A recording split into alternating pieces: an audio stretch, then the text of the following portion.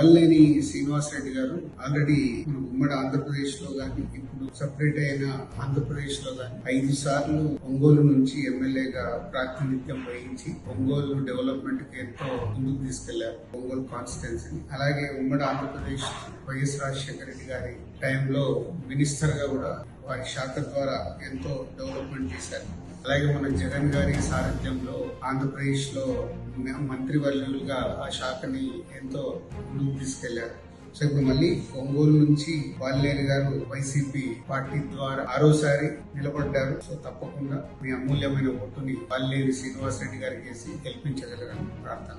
And ఈ మధ్య వాల్లేని శ్రీనివాస్ రెడ్డి గారి పైన ఒక డాక్యుమెంటరీ వీడియో చేశారు. సో అది యూట్యూబ్ లో పెట్టారు.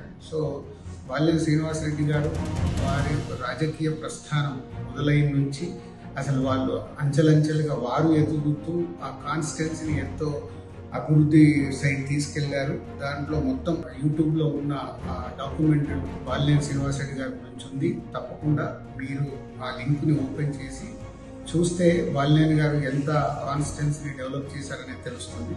సో తప్పకుండా అది చూడాలి. చూసి మీ అమూల్యమైన ఓటుని వాల్లేని శ్రీనివాస్ రెడ్డి గారికి వేసి గెలిపిస్తారని ప్రార్థన.